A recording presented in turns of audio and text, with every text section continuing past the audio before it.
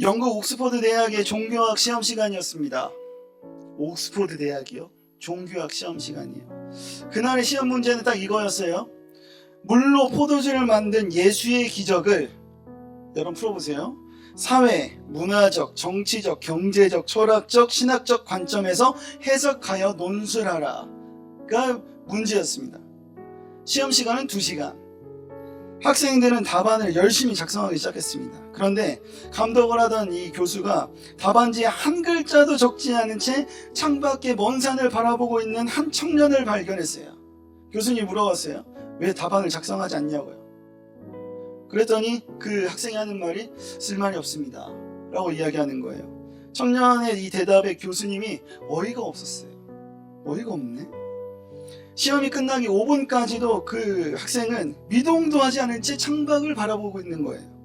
마침 강의실에는 이제 교수와 청년만 남았어요. 이렇게 둘이. 교수는 청년에게 다가가서 말했습니다. 단 한 줄이라도 쓴다면 낙제는 시켜주지 않을게 라고 얘기했어요. 청년은 이윽고 볼펜을 들었어요. 큰 그림인가? 볼펜을 들었어요. 단 한 줄을 싹 쓰고 강의실을 터벅터벅 나갔습니다. 그 답안의 내용은 무엇이었을까요? 그 한 줄로 인해서 이 학생은 최우수 학점을 받았어요. 그 한 줄은 무엇일까요? 맞추시는 분에게는 저의 마음을 맞추시는 분에게는 제가 기프티콘을 선물로 드리도록 하겠습니다. 네, 얘기하세요. 현우. 딩동댕. 맞았습니다. 정확한 답은 물이 그 주인을 만나니 얼굴이 붉어졌도다. 박수 주세요. 현우. 제가 기프티콘 선물로 보내드리도록 하겠습니다. 오늘요. 바로 보낼게요. 여러분 또 한 가지 테스트가 있습니다. 오늘 설교의 포인트가 요 말이었어요. 물이 그 주인을 만나니 얼굴이 붉어졌도다. 오늘 본문의 말씀과 똑같은 내용이죠. 여러분들 이 질문 말고 또 다른 여러분들 테스트할 게 하나가 있습니다. 제가 갖고 왔어요. 구글에서 검색했습니다. 한번 보세요. 당신에게 3살 정도의 아이가 있습니다. 상상하세요. 3살 정도의 아이가 있어요. 당신은 아이와 정원에서 놀고 있었어요. 그런데 밖에서 누군가 큰 소리로 싸우는 소리가 들렸어요. 이때 싸우는 소리를 듣게 된 아이는 어떤 반응을 보였을까요? 1번 아무런 변화 없이 그냥 놀았다. 2번 울기 시작했다. 3번 싸움을 보러 나갔다. 4번 집으로 그냥 들어갔다. 생각하세요. 3초 드립니다. 3, 2, 1. 자, 나는 1번이다. 1번. 자신있게 드세요. 자, 나는 2번이다. 울기 시작했다. 2번 내리시고. 3번 싸움을 보러 갔다. 3번 내리시고. 4번 집으로 돌아갔다. 4번 좋습니다. 저도 참고로 3번 했었어요. 싸움을 보러. 궁금하잖아요. 자, 요게 뭐냐면요. 위기 대처 능력 테스트를 한 건데요. 구글에 쳤습니다. 위기 대처 능력 테스트 혹시 있을까? 쳤는데 요게 나오는 거예요. 근데 정확하진 않지만 그래도 재미로 한번 보도록 하겠습니다. 1번 아무런 변화 없이 놀았다. 이 사람이 위기 상황이 발생되면 우선 침착한 성격의 당신. 위기 상황에 당황하지 않습니다. 천천히 마음을 가다듬고 아무렇지 않은데 차근차근 해결 방법을 찾으려 대응하는 타입입니다. 1번. 자, 울기 시작했다. 울기 시작했다. 결국 누군가의 도움이 없다면 아무 일도 해결하지 못하는 타입이다. 아무 일도 못하고 그저 안절부절한다. 그저 멍하니 어떻게 해야 하나 발만 동동 구르고 있네요. 스스로 이런 위기의 상황에 전혀 대처하지 못한다. 결국 누군가의 도움이 없다면 아무 일도 해결하지 못하는 타입이다. 극단적이죠. 자, 3번. 싸움을 보러 갔다. 궁금하죠? 저는 보고 바로 싸움을 보러 가서 쭉 내려가서 쟤를 봤어요. 당신에게도 생각하지 않는 위기 상황이 발생하게 되면 당신은 어떻게든 문제를 해결해 보려고 가진 노력을 다합니다. 이렇게 써 있어요. 다합니다. 그렇다고 딱히 문제를 차근차근 해결하는 것이 아니라 오히려 일을 더 복잡하게 만들어버리는 타입입니다. 나서지 말고 남의 도움을 기다리는 게 최선일 듯 이렇게 써 있었어요. 자, 4번 집으로 돌아간다. 아이가 울고 있으면 아이가 집으로 돌아간다 있죠. 위기 상황이 발생하게 되면 나는 모르는 일이야, 난 못 본 거야, 난 못 들은 거야 하며 위기 상황을 애써 외면하고 자신과는 전혀 상관없다는 듯 행동한다. 만약 이런 상황을 벗어날 수 있다고 느낀다면 뒤도 안 돌아보고 도망가는 타입이다. 이렇게 나와 있습니다. 난 맞지 않는다고 생각해요, 개인적으로는요. 그런데 예수님의 어머니 마리아가 오늘 이 본문에서 위기 상황이 닥쳐 있었어요. 위기 대처 능력 1, 2, 3, 4번 중에 마리아는 과연 어떤 쪽에 좀 가까웠을까를 한번 고민하게 됐습니다. 어디에 가까웠을까요? 1번. 자, 오늘 어디에 가까웠는지 한번 생각해 보시죠. 저는 개인적으로 3번에 가까웠겠다라고 생각해요. 만 그 전까지 노력합니다 까지는 3번 마리아라고 생각합니다. 마리아에게 위기가 닥쳐왔습니다. 여러분들 삶에도 위기라는 게 닥쳐와요. 한 명도 위기를 벗어날 수 있는 사람은 이 세상에 아무도 없어요. 저도 지금이 위기예요. 몸무게 80kg 이상이 됐거든요. 위기 상황입니다. 결혼하면 더 찐다고 해요?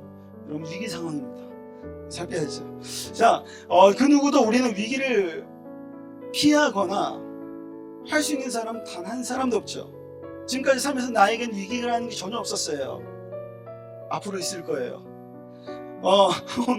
오늘 가나안 혼인잔치에 뭐가 떨어졌냐면 포도주가 떨어졌습니다. 파티에 포도주가 떨어졌어요. 위기에 봉착하게 됐습니다.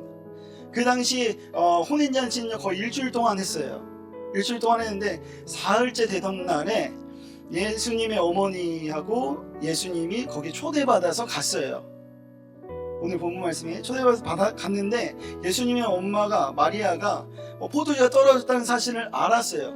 위기였습니다. 잔치에 포도주가 없다는 것은 마치 그 결혼식에 신부가 없어진 거랑 비슷한 상황이라고 생각할 정도의 위기였어요. 그런데 그 자리에 누가 있었냐면 예수님이 있었습니다. 이 말은요, 어떤 말이냐면 예수님이 있었음에도 불구하고 위기는 있었다.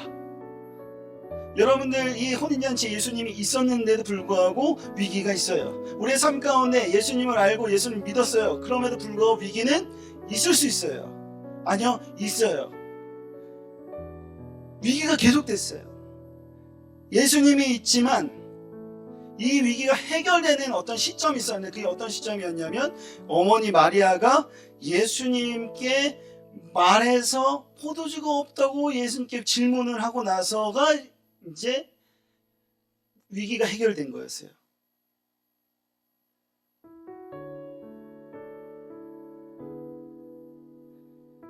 예수님이 있지만 마리아는 이렇게 생각했어요. 이 위기와 이 문제를 해결할 거는 보통은 연회장에 술이 없어요. 그럼 누굴 찾아가냐면 그 파티의 주인을 찾아가든지 파티의 장을 찾아가서 술이 떨어졌어요 이렇게 얘기하겠죠. 그런데 어머니는 누구를 찾았어요? 예수님을 찾았어요. 이 말은 뭐냐면 예수님을 손님으로 여긴 것이 아니라 여기의 주인이라고 생각한 거예요. 예수님이 있지만 예수님을 손님으로 여겼을 때는 위기가 계속되고 해결되지 않았어요. 그렇지만 마리아가 연회장이나 그 파티의 주인을 찾지 않고 그 주인 말고 예수님을 찾았을 때, 예수님을 찾고 예수님께 말했을 때 뭐라고요? 저들에게 포도주가 없어요, 떨어졌어요 라고 말했을 때 뭐가 해결됐냐면 위기가 해결됐어요. 마리아는 주인이 누구인지 잘 알고 있었고 주인이신 예수님을 찾았어요. 예수님은 그 혼인잔치 손님으로 온 것이 아니라 주인으로 온 것이죠. 여러분들 삶 가운데 여러분들은 예수님이 손님이십니까? 주인이십니까? 이 교회 가운데 예수님이 과연 손님일까요? 주인일까요? 이걸 너무나도 잘 나타내는 어떤 성경 비유가 있어요. 요한복음 15장에는 포도나무의 비유가 있어요. 예수님의 주인 되심을 너무 잘 나타나 있는 포도나무에 우리는 가지가 포도나무 기둥에서 떨어져 나가면 가지 열매를 맺을 수가 없지요. 예수님이 포도나무인가요? 포도나무의 가지인가요? 예수님은 포도나무이신 거고 우리 거기에 접붙임 되어 있을 때 열매를 맺을 수 있는 거예요. 우리가 다른 데에 접붙임 되어 있거나 다른 데에 심겨져 있으면 열매를 맺을 수가 없는 거예요. 사랑하는 여러분, 우리가 신앙생활 하면서 기도하죠. 기도 왜 하시나요? 기도하는 이유가 뭘까요? 기도 왜 하니? 많은 이유가 있을 거예요. 많은 이유가 있지만 기도를 하라고 하는 이유는 이거예요. 여러 가지 이유 중에 하나는, 기도란 주인에게 물어보고 인생의 결정권을 예수님께 드리는 거예요. 예수님을 찾고 문제를 말하며 그 문제의 해결이 누구한테 있다? 주인 예수님에게 있음을 고백하는 게 기도. 여러분들이 문제가 생겨요. 여러분 삶의 주인에게 이야기해야 되는 거죠. 마리아가 하인들에게 너에게 무슨 말을 하든지 예수님이 하라 그러면 그대로 하라고 해요. 하인은 그대로 해요. 순종했어요. 물이 어떻게 됐어요? 포도주로 변했어요. 상식 밖의 일을 하니까 상식 밖의 일이 일어났어요. 사랑하는 여러분, 여러분 믿음의 사람으로서 믿음의 일을 했을 때 믿음의 일의 결과가 나타날 줄로 믿습니다. 여러분들이 믿음으로 살 때 믿음의 열매가 맺혀질 수 있어요. 하나님의 이름으로 살 때 하나님의 이름이 드러날 수 있어요. 상식 밖의 일을 하니까 상식 밖의 일이 벌어지는 거예요. 예수님의 말씀대로 사니까 예수님의 말씀이 내 삶 가운데 이루어지는 거예요. 삶의 문제 있을 때 우리는 어떻게 할까요? 여러분들 삶의 문제가 생겼을 때 여러분 지금 어떻게 하고 있었을까요? 문제는요, 우리의 이성과 내 생각과 우리의 힘과 내 힘으로 해결되지 않을 때 문제라 그래요. 문제가 발생해 있어. 그 문제를 내 이성과 내 힘으로 하면 문제가 아닌 거죠. 안 되니까 문제인 거죠. 그렇지 않음에도 내 문제를 내 이성과 내 힘으로 안 됨에도 악으로 막 깡으로 막 이렇게 내 힘으로 뭔가 하려고 하면 문제는 해결되지 않고 힘만 들어요. 문제는 우리 주인이신 예수님으로만 답을 찾을 수 있을 줄 믿습니다. 예수님을 믿고 그 말씀대로 한번 살아가기를 소망하고 도전합니다. 여러분들의 삶 가운데 예수님의 능력이 나타나지 않는 이유는 예수님의 능력으로 살지 않아서 나타나지 않는 거예요. 여러분들의 삶 가운데 하나님이 발견되지 못하는 것은 하나님의 말씀을 살지 못하기 때문에 발견되지 못하는 거예요. 여기서 말씀을 듣고 그렇게 살아야지 듣고만 끝나면 나가서의 삶이 전혀 다르다면 그곳에서 하나님의 능력이 일어나지 않지요. 예수님이 주인이심을 믿고 믿음대로 한번 살아봅시다. 철저하게 한번 그렇게 살아보도록 한번 애써 봅시다. 예수님께 인생을 한번 이제 걸어봅시다. 인생을 한번 맡기고 걸어봅시다. 파스칼의 팡세라는 책이 있습니다. 파스칼의 팡세 책을 인용해서 이영표 씨가 간증을 했었어요. 어떻게 간증했냐면요, 이렇게 간증했습니다. 가정을 하는 거예요.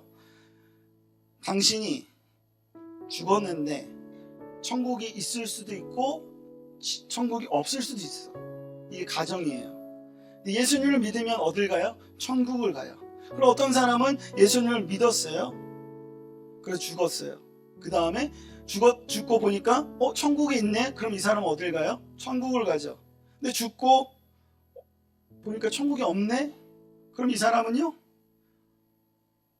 그냥 죽는 거 끝이에요. 두 번째, 이 사람은요, 예수님을 믿지 않아요. 천국이 없다고 생각했거든요. 그래서 막 살았어요. 죽었는데 마침 천국이 있었네요. 그러면은 이 사람 어떻게 될까요? 천국에 가지 못하고 지옥에 가겠죠.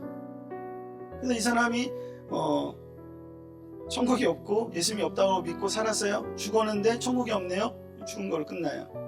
자, 만약에 여러분들 그 사람이라면 어떤 게 여러분들에게 개이득일까요? 예수님 믿고 사는 것이 개이득입니다. 죽고 나서의 실제로 천국과 지옥이 있을 때 여러분들이 다 천국에 갔으면 좋겠습니다. 인생을 예수님께 한번 맡기고 걸어보세요. 예수님께 맡긴다는 것이 세상에 봤을 때 바보같이 보일 수도 있어요. 어리석어 보일 수도 있어요. 그 시간에 차라리 공부 더 하고, 그 시간에 차라리 자기 관리 더 하고, 그 시간에 차라리 네 여유를 더 찾고, 그 시간에 차라리 네가 할 수 있는 쉼을 누리면 더 낫지 않냐? 재충전하고 하는 거야. 이렇게 말하면서 너는 왜 교회를 가서 그 시간에 쓸데없이 드럼으로 섬기고 건반으로 섬기고 와가지고 뭐 인사하고 감정 소모하고 시간 소비하고 낭비하냐 라고 손가락질 할 수 있어요. 우리가 그렇게 손가락질 받으면서 드럼으로 섬기고 건반으로 섬기고 또 여러분들이 각자 교회에 서로 만나고 공동체 생활을 하는 이유는 이거밖에 없어요. 여러분들은 이미 예수님께 인생을 걸었던 사람들이니까. 예수님이 우리의 삶의 주인인가요? 아니면 손님인가요? 아니면 예수님이 주인인 척 하면서 살아가나요? 저는 이거를 묵상하면서 내가 전도사라고 그리스도인이라고 그러면서 예수님이 주인인 척 하면서 살진 않았나라고 생각해 봤습니다. 여전히 입술로만 예수님이 나의 주인이라고 하면서 손님으로 여기면서 살지 않았나. 예수님이 주인이라면 그 증거와 그 예수님이 삶에 드러나야 돼요. 예수님이 주인이라면. 주인이 누군지 알 때 예수님을 찾을 수 있어요. 예수님의 어머니 마리아가 그 연회장, 그 연회의 주인이 신랑과 신부가 아니고 연회장이 아니고 예수님이라는 사실을 알았기 때문에 예수님께 물어봤어요. 여러분의 삶의 주인이 여러분이 아니라는 걸 깨닫고 여러분의 삶의 문제를 예수님 앞에 물어볼 때 비로소 위기가 해결돼요. 예수님이 내 삶의 손님이라면 역사가 일어나지 않고요. 예수님이 내 삶의 주인이라야 할 때만 역사가 일어날 줄로 믿습니다. 다시 한번 질문할게요. 당신의 삶에서의 예수님은 손님입니까? 주인입니까? 우리가 오늘 말씀을 통해서 이제 내 삶의 주인이 예수님이기를 소망합니다.